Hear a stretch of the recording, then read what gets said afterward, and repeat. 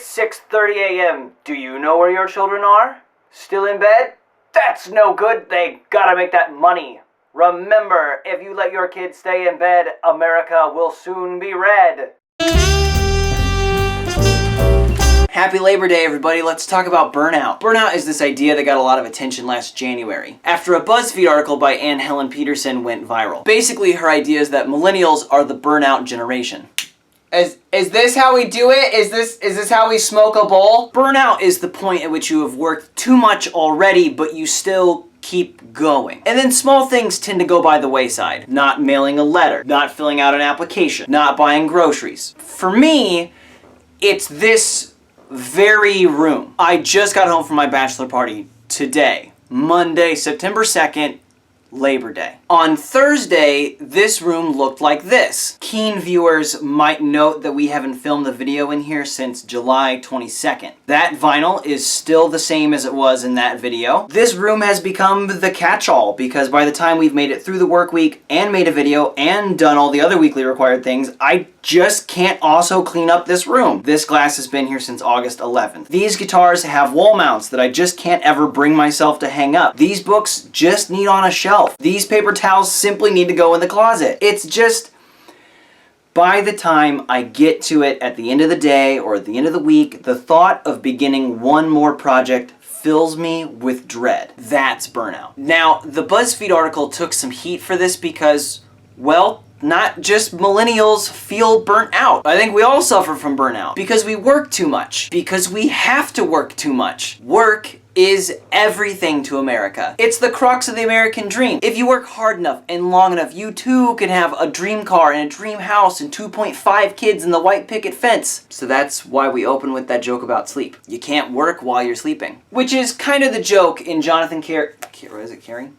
Crary? I think it's Crary. Crary?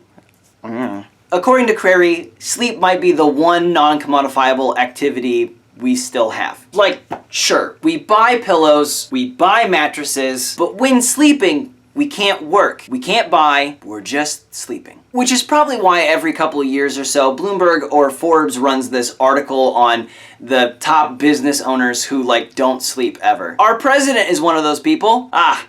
The picture of health. But the idea is that they're successful because they have done away with this frivolous and useless activity known as sleep. Because Crary's other point is that in our modern world, you kind of have to be able to function 24/7. Take, for example, shipping companies. Since Amazon, UPS, and FedEx all provide 2-day shipping, someone has to be awake at all hours to move those packages. For the rest of us to enjoy not working on Labor Day, other people had to wait my table, make my food, stock my grocery store. So here's what my day typically looks like. I'm up 2 hours before I have to leave for work to edit, write, or research, or basically all three.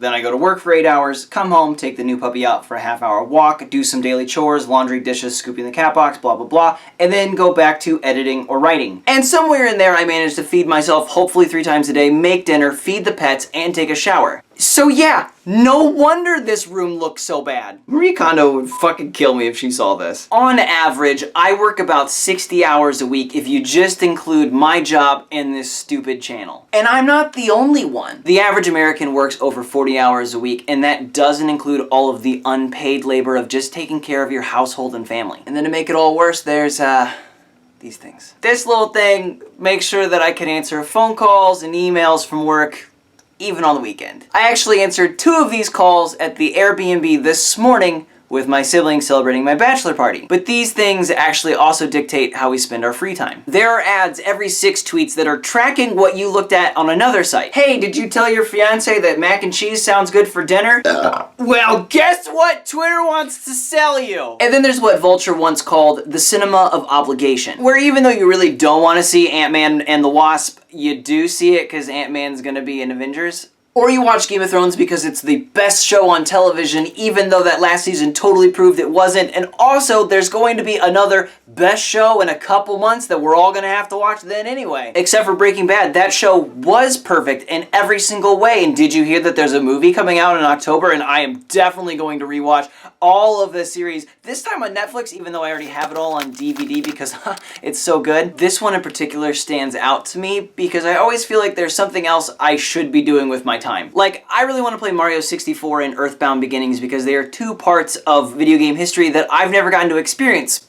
But for the life of me, I can't think of a video to make about either of them, so I feel like I should do something else with my time. And finally, there's Instagram envy. You know that feeling of watching an old classmate sip a really fancy drink on a beach somewhere and a little part of you dies inside? Remember, you gotta take a photo of every little thing you do, because pics, no proof. Also, you have to prove that you're thriving even though you have no money. I guess my point is, we cleaned the room. We had to, so one of my siblings could sleep in it, so that my sister and my two brothers and I could celebrate my bachelor party. I picked Labor Day weekend to celebrate, even though Jess and I don't get married until January, because I didn't want any of them to have to take off work, because even though we all work all the time, most of us can't spare the money. I finally hung up the guitars. It took about 5 minutes, which was annoying. We had an amazing bachelor party because we just did what we wanted, which mostly meant playing Mario Party and them kindly letting me drag them into used bookstores. My sister made a bunch of cool stuff, and I don't want her unpaid labor to go to waste, so here's some of what she made. A Game Boy photo prop, a Keyblade photo prop, a literal writer's block, an excellent shirt, a Crash Bandicoot canvas painting, and the best one, an Aku Aku mask.